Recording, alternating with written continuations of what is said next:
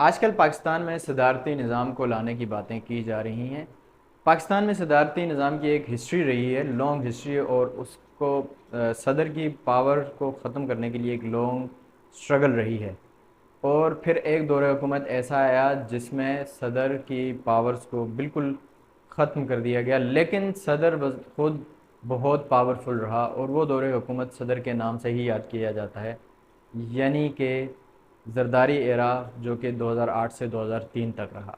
अगर हम पाकिस्तान में डिक्टेटरशिप की हिस्ट्री देखें तो डिक्टेटर्स वक्त के साथ साथ कॉन्फिडेंट और फिर ओवर कॉन्फिडेंट हो जाते हैं। परवेज़ मुशर्रफ के साथ भी यही हुआ था। तो इस अपने ओवर कॉन्फिडेंस में उन्होंने इस सोसाइटी के, इस मुल्क के दो पावरफुल सेगमेंट्स के साथ टक्कर ले ली थी, एक जुडिशरी और दूसरे मौलवी। उन्होंने चीफ जस्टिस इफ्तार मोहम्मद चौधरी को बर्खास्त कर दिया था कि वो उनकी बात नहीं मान रहे थे। और फिर कुछ ही महीनों बाद उन्होंने लाल मस्जिद पर ऑपरेशन लॉन्च कर दिया, जिसके बाद बहुत सारे लोगों की अमवात हुई और एक पूरा दहशतगर्दी का सैलाब आया उसके बाद। खैर, लेकिन उसके ये दो वाक़यात और एक इसके बाद एक अनफॉर्चुनेट एक और वाक़या, यानी बेनज़ीर भुट्टो की शहादत, ये इन्होंने मुशर्रफ को बहुत कमज़ोर कर दिया था।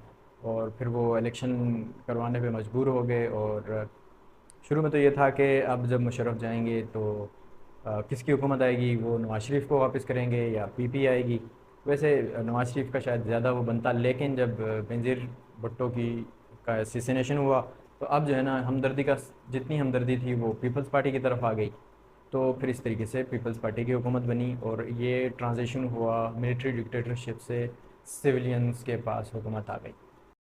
तो इस तरीके से ज़रदारी हुकूमत शुरू हुई। डायरेक्ट ज़रदारी नहीं आए थे, पहले यूसुफ रज़ा गिलानी पीपल्स पार्टी के बने थे, प्राइम मिनिस्टर बने थे पाकिस्तान के। और उस टाइम पर पीपल्स पार्टी, नून लीग, एमक्यूएम, जितनी सियासी जमातें थी वो जमहूरियत को बहाल करने के लिए एक प्लेटफॉर्म पर आ गई थी। और फिर कुछ अरसे बाद उन्होंने प्रेसिडेंट यानी परवेज़ मुशर्रफ को इम्पीच करने की कैंपेन चलाई। और अब वो फ़ौज की बैकिंग भी लूज़ कर चुके थे इस टाइम पर।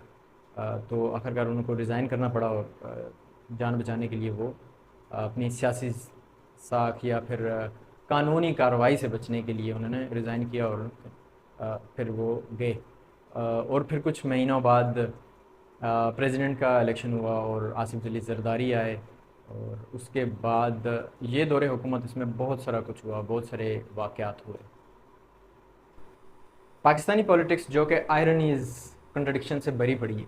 तो उसमें एक कंट्रडिक्शन ये है कि सिविलियन हुकूमत, जिसके पास जब हुकूमत वापस आई, उन्हें अपनी पॉलिटिकल स्पेस वापस मिली, उसमें बहुत बड़ा किरदार जुडिशरी का था, वकला बरदरी का था। लेकिन वो चीफ जस्टिस को बहाल उन्होंने नहीं किया आते ही। उसके लिए फिर वकला बरदरी को पूरी एक लॉन्ग मार्च करना पड़ा, बहुत बड़ा लॉन्ग मार्च हुआ, जिसके साथ नवाज शरीफ भी उसी के साथ खड़े थे। और फिर उन्होंने चीफ जस्टिस को बहाल किया। अब जब एक कंपेन चलाकर चीफ जस्टिस वापस आए तो उसकी वजह से वो बहुत मजबूत चीफ जस्टिस थे। और इसीलिए उस टाइम हर कुछ दिनों बाद, हर रोज़ ही तकरीबन आपको 100 मोटो एक्शंस की खबरें देखने को मिलती थी। कुछ भी होता था तो चीफ जस्टिस साहब, यानी कि सुप्रीम कोर्ट सोमोटो ले लिया करती थी, एक्शन ले लिया करती थी उस पर। और आई रोज़ सोमोटो का जितना इस्तेमाल उस टाइम हुआ, इसके बाद नहीं हुआ। जरदारी हुकूमत को ये क्रेडिट जाता है कि अगर आपको अगर पाकिस्तान की तारीख़ में दिलचस्पी है तो बहुत बड़े बड़े कॉन्स्टिट्यूशनल चेंजेस में से एक चेंज उनके दौरे हुकूमत में हुआ। अगर हम पाकिस्तान की तारीख़ पर नज़र डालें, तहरीक पाकिस्तान के वक्त से ही एक मसला था, सूबों और विफाक के दरमियान, फेडरेशन के दरमियान एक फ्रिक्शन थी, खींचातानी थी।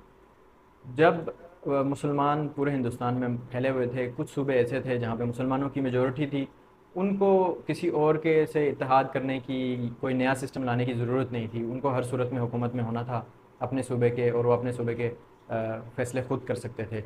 उसमें आप पंजाब ले लें, सिंध ले लें, उस साइड बंगाल ले लें। लेकिन फिर मुसलमानों, जो हिंदुस्तान में मुसलमान थे, यूपी का इलाका हो गया, इधर उधर इलाकों में, बिहार में मुसलमान थे जहाँ वो अक़लियत में थे। और फिर उनका पाकिस्तान के हवाले से नज़रिया मुख्तलिफ था। तो ये चपकलिश तभी ही की थी, ये रेजिस्टेंस तब से ही थी सूबों और फेडरेशन में। फिर ऐसा हुआ कि जब पाकिस्तान बना तो यूपी से आए हुए जो लोग थे वो ऊपर फेडरल लेवल पे थे, और जाहिर सी बात है पंजाब और सिंध में यहाँ के मकामी लोग थे वो लीडर बने, लेकिन फिर सूबे के लोग वो ऊपर आना चाहते थे, वो फेडरल लेवल पे सियासत में आना चाहते थे। और ये जो सियासत की शुरू की खींचातानी थी, और फिर सूबों और वफाक के अपने अपने हकूक़ का मसला, के अख्तियारात का मसला, उसमें कभी वन यूनिट बन रहा है, और कभी एक सूबा जो है ना उसको उसकी तरक्की नहीं हो रही, दूसरे की हो रही है। इस तरह के मामला जो है ना शुरू पहले दिन से ही ये चैलेंज पाकिस्तान को इस चैलेंज का सामना था। और फिर इस सब सूरत हाल से फ़ायदा उठाते उठाते थे इंडिविजुअल्स, डिक्टेटर्स, जो पहले उसमें कुछ सिविलियंस भी थे। गुलाम मोहम्मद का नाम आता है, मलिक गुलाम मोहम्मद, और इस्कंदर मिर्ज़ा जो कि गवर्नर जनरल होते हुए प्राइम मिनिस्टर उसको फारिग किया करते थे। फिर प्रॉपरली अयूब खान आ गए, उन्होंने डिक्टेटरशिप ले ली। तो इस तरीके से यानी सूबों और विफाक का मसला, उसमें से कुछ इंडिविजुअल्स अपना फ़ायदा उठाया करते थे। तो ये मसला जो है वो सदर जरदारी ने आके हल किया। जितने आगे चल के हम उनके दूसरे अ, उन पॉइंट्स की तरफ भी मैं को भी मेंशन करेंगे जो वीक पॉइंट थे, स्पेशली करप्शन। लेकिन ये अगर उनकी आपको ये तारीफ़ करनी पड़ेगी कि ये उन्होंने बहुत बड़ी अचीवमेंट उनको हुई। उन्होंने 18वीं तरमीम में उन्होंने सूबों को अख्तियारात मुंतकिल किए। अब सूबे जो हैं अपने फ़ैसले खुद कर सकते थे अपने मामलात में।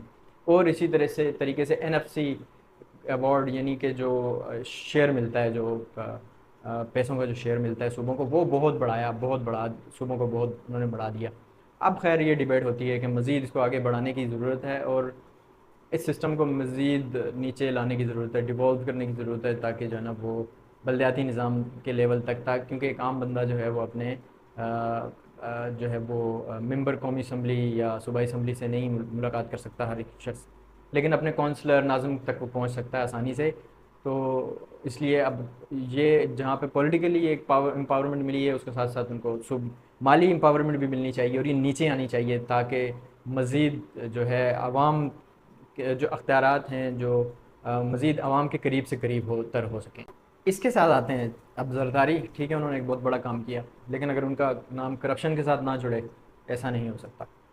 उस वक्त में ढेर सारे स्कैंडल्स आए थे, ढेर सारे स्कैंडल्स। उसमें एक NLC का स्कैंडल था, खैर उसमें फ़ौजी अफसरान मुलव्वस थे, दो तकरीबन 1.8 यानी 2 अरब डॉलर, 2 अरब रुपीज़ के करीब। और फिर एक NILC यानी एक नेशनल इंश्योरेंस कंपनी का स्कैंडल था, उसमें कोई 6 अरब डॉलर की करप्शन के केसेस सामने आए थे। और उसी उसी वक्त में हज स्कैंडल भी सामने आया था, एफिड्रेंस के स्कैंडल भी सामने आया था। फिर जो बहुत और जो है ना RPPs का स्कैंडल आया था, रेंटल पावर प्रोजेक्ट्स का, यानी इस तरह के पावर प्रोजेक्ट्स जो रेंट पे हुकूमत लेगी और 4 से 6 महीने में चल जाएंगे, क्योंकि उस टाइम पर एनर्जी के बहुत मसाइल थे। उस टाइम बिजली की लोड शेडिंग बहुत शुरू हो गई थी, और उससे फिर इंडस्ट्री मुतासर होती है। लेकिन उसमें जो है वो जो वो RPPs थे, उन पर ये था कि भाई वो ब्लैक लिस्ट कंपनीज से ले लिए गए थे, ऐसी कंपनीज से वायदे किए गए जिनका पहले से एक्सपीरियंस नहीं था, और अप फ्रंट बहुत बड़ी रकम उनको दे दी गई थी, जिस पर कमीशन रखने का इल्ज़ाम लगा लोगों पर। और उसमें कोई 22 अरब रुपए का इल्ज़ाम लगा था। और सबसे बड़ा जो स्कैंडल था वो ओगरा स्कैंडल था, कोई 82 अरब रुपीज़ का। अब ये उस वक्त की बात हो रही है जब डॉलर 60 रुपए का था। तो जरदारी और करप्शन ये वैसे सिनोनियम है हमारे पॉलिटिकल लैंडस्केप में। अब बात करते हैं इकॉनमी पर। इकॉनमी उस वक्त बहुत बुरी थी, दो रीज़न थे, लोकल और फिर international, domestic and international. Domestic level पे देखें तो हम अभी अभी एक जंग से निकले थे, अभी अभी डिक्टेटरशिप से निकले थे। एक डिक्टेटर परवेज़ मुशर्रफ को 25 अरब डॉलर अमेरिका की तरफ से मिले थे, तो इसलिए उस वक्त बहुत अच्छे हालात थे। लेकिन वो डॉलर आपको मिले थे, आपने कमाए नहीं थे। कोई आपने फैक्ट्रियाँ नहीं लगाई थी कि उन फैक्ट्रियों से आपने कुछ प्रोडक्ट्स बनाई हों, वो बेच के आपने कमाया हो, और अब वो फैक्ट्रियाँ बाकी हों, मज़ीद आगे वो प्रोडक्ट्स बेचें बाहर और कमाएँ, ऐसा नहीं था। तो अब जब सिविलियन हुकूमत के पास हुकूमत आई, आपके पास कुछ थी नहीं, फैक्ट्रियाँ नहीं थी, बिजली का बहुत बुरा हाल था, लोड शेडिंग बहुत बुरी थी। तो जब वो अब अमेरिका के दिए हुए वो 25 अरब डॉलर जब ऑलमोस्ट जब ख़त्म हो गए, तो इकॉनमी क्रैश कर गई।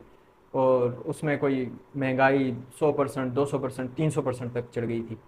लोगों को याद होगा जो उस वक्त में थे, इंतहाई पैनिक की सूरत हाल थी, पेनफुल सूरत हाल थी इकॉनमी की, आवाम के लिए। और जो दूसरा रीज़न था वो था इंटरनेशनली जो है वो रिसेशन आ गया था 2008 का।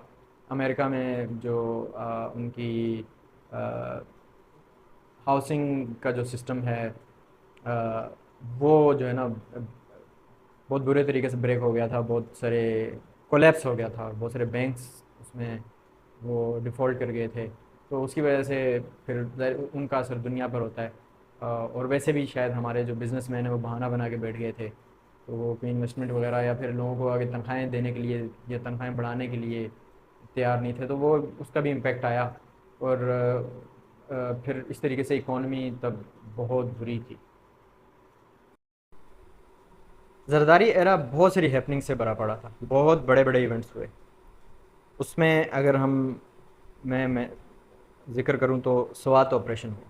अब वो ज़ात खुद एक उस पर अलग से वीडियो बननी चाहिए। एक फ़ेक वीडियो निकाली गई लॉन्चिंग की, और फिर उस पर पूरे का पूरा फौजी ऑपरेशन लॉन्च कर दिया गया।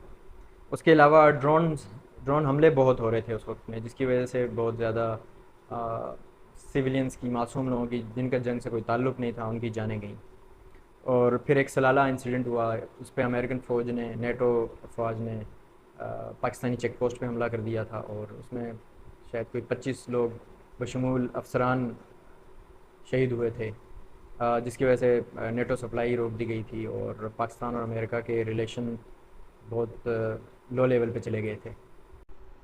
एक बहुत इम्पोर्टेंट वाक़या जो था इन्हीं वाक़यात में, वो उसामा बिन लादेन का वाक़या था। यानी एबटाबाद में अमेरिका ने ऑपरेशन करके उसामा बिन लादेन को एसेसिनेट कर दिया था। 2010 में बहुत बड़े फ्लड्स आए थे 2010 के, जिनकी वजह से कोई 20 मिलियन लोगों की जानें मुतासर हुई थी। यानी बेघर हो गए, उनके घर बार उजड़ गए, लोगों की जानें भी गईं। तो एक बहुत ही इम्पैक्टफुल इवेंट था वो। और फिर एक बहुत इम्पोर्टेंट वाक़या आपको याद ही होगा, रेमंड डेविस का वाक़या हुआ था। उसमें उसने दो लोगों को कत्ल कर दिया था। और लेकिन फिर जैसे होता है हमारे पास, लॉ जो है वो अमीरों को सर्व करने के लिए है। तो अमेरिका तो सबसे अमीर इस दुनिया में शायद अमेरिकन ही है, तो उन्हीं की बदमाशी है इस दुनिया में। तो दो लोगों को कत्ल करने के बावजूद वो दीत के उसूल के मुताबिक यहाँ से चला गया था। और एक कंसिस्टेंट ट्रेंड पैटर्न उस दौरे हुकूमत का ये था कि बीबी की शहादत को जरदारी ने लगातार याद रखा। वो कभी यूएन में स्पीच देने जाते तो वहाँ बीबी की तस्वीर रखते। हर बार जब भी कोई उनको तकरीर वो करते तो वो बीबी की शहादत को ज़रूर मेंशन करते। तो ये था जरदारी दौरे हुकूमत 2008 से 13 का। मिलते हैं अगली किसी वीडियो में। प्लीज़ लाइक करें, शेयर करें, सब्सक्राइब करें। ये चीज़ें इंकरेज करती हैं ताकि मैं मज़ीद पाकिस्तानी तारीख़ पे वीडियोस बना सकूँ। Thank you. अल्लाह।